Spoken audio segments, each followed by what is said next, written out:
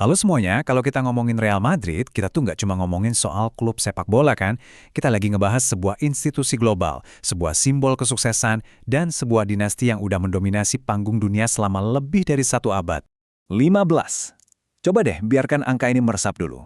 Inilah jumlah rekor Piala Eropa, atau yang sekarang kita kenal sebagai Liga Champions, yang udah dimenangkan oleh Real Madrid. Nggak ada loh klub lain yang bahkan bisa deketin angka ini. Ini bukti nyata status mereka sebagai Raja Eropa yang tak tertandingi. Nah, pertanyaannya jadi jelas. Gimana ceritanya ini semua bisa terjadi? Kok bisa satu klub mencapai level dominasi yang awet banget kayak gini? Di sini, kita bakal bedah tuntas pilar-pilar utama yang membangun dinasti Real Madrid. Oke, kita mulai dari dasarnya dulu ya, biar kebayang segede apa sih klub ini sekarang. Ini bukan sekedar tim di lapangan, ini tuh raksasa global.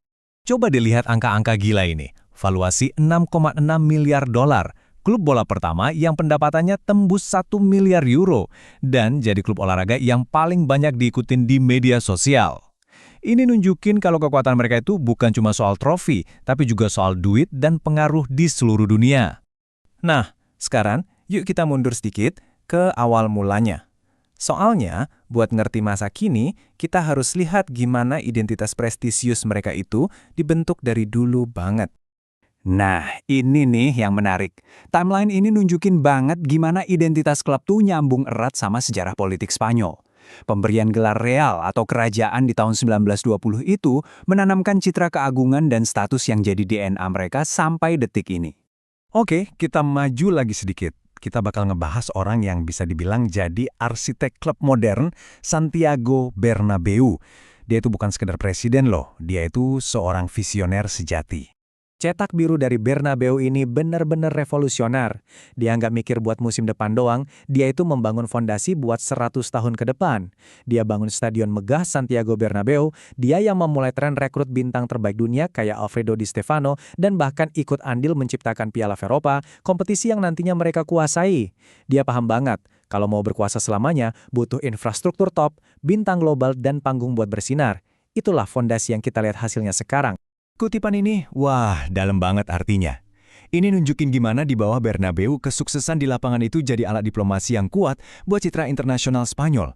Klub ini jadi lebih dari sekedar klub olahraga, mereka jadi wajah negara di panggung dunia.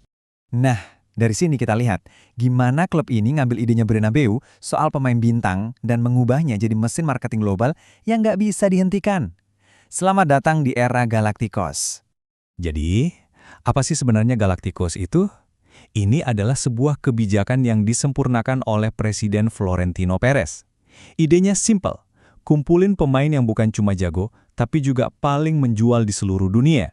Ini adalah model bisnis sekaligus model olahraga. Formulanya tuh kelihatannya sederhana, tapi dahsyat banget. Rekrut nama-nama terbesar, langsung deh mereka mendominasi berita, penjualan jersey, dan yang paling penting, lapangan. Setiap langkah saling mendukung satu sama lain. Dan coba lihat daftarnya. Ini bukan main-main. Mereka tidak cuma rekrut pemain hebat, mereka membajak kapten dan ikon dari rival-rival terberat mereka. Figo dari Barcelona, Beckham dari Manchester United. Ini adalah sebuah pernyataan ambisi yang luar biasa. Tapi, jangan salah, ini bukan cuma soal jor-joran beli pemain bintang. Filosofi internal Zidanes Yepavones ini penting banget. Mereka menyeimbangkan rekrutan mahal para Zidanes dengan talenta dari akademi mereka sendiri yang disebut Pavones. Tujuannya buat menciptakan tim yang seimbang. Dan semua strategi ini nggak terjadi gitu aja. Identitas Real Madrid juga ditempa dari panasnya persaingan sama rival abadi mereka, Barcelona.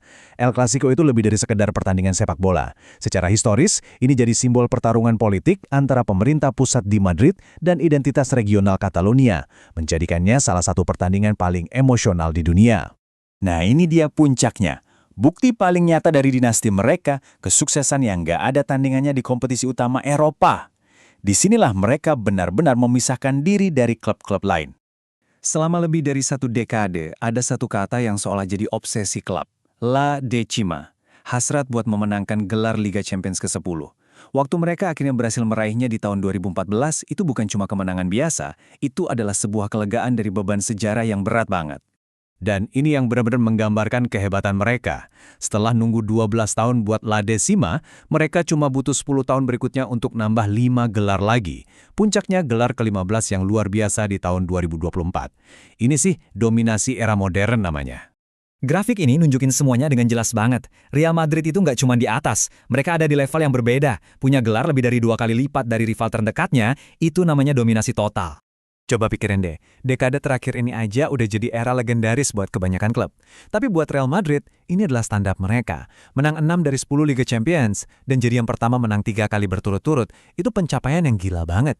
Dan tentu aja, di tengah semua kesuksesan modern ini, ada satu nama besar, Cristiano Ronaldo. Bayangin, lebih dari 1 gol per pertandingan selama 9 tahun. Dia adalah perwujudan Galactico modern, seorang superstar pemecah rekor yang menghasilkan trofi-trofi bersejarah. Jadi intinya apa? Semua ini bukan kebetulan. Ini adalah hasil dari 4 pilar yang dibangun selama 1 abad. Citra kerajaan, kepemimpinan visioner, model bisnis yang berani, dan budaya kemenangan yang udah mendarah daging.